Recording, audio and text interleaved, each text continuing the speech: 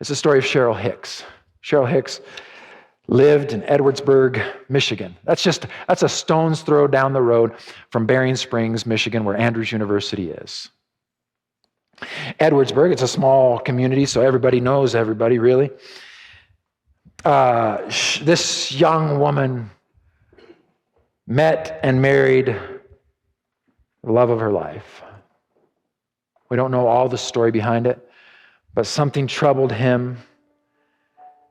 And at one point, her husband took his life. Devastating to her. But through the numbing grief and shock, Cheryl resolved to go on surviving. And in the process of picking up the pieces, she determined that she would help others by forming an organization of care and grief support. And so today we have the Micheal, Survivors of Suicide, that Cheryl started. It grew and flourished as she led the way to reach out to others and to care for others. That's the way she lived her life. A story is told of her from one person who in Edwardsburg there had seen her. A river nearby there, Cheryl approached a stranger, a woman who was fishing, and began a conversation with this woman, only to find out the woman was fishing for her next meal. She was trying to find something to eat. Cheryl emptied her pockets for the woman to go get something to eat. They said that's how she was. She would approach people, just find out what they needed. She loved everyone, and everyone loved her. Eventually, she met Roger, married Roger. 3 years later, they had a son born, Tyler. And that was where tragedy turned triumph, turned back to tragedy.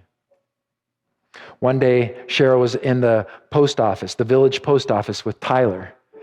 And she met a neighbor, Donna, after they'd done their business, and they chatted with Donna about how things are going, and Cheryl was very interested to find out how Donna was doing. Donna recalls all of this.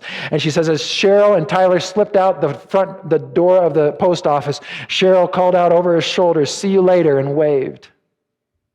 Seconds later, now down the steps on the sidewalk in front of the post office, a drunk driver in a pickup truck careened out of control up onto the sidewalk. Clutching her toddler, Cheryl instantly made her decision, throwing her arms up, lifting Tyler high above her head. The pickup slammed into her petite body, killing her instantly. Little Tyler didn't have a scratch. Why? Why didn't he have a scratch? Because his mother died protecting him.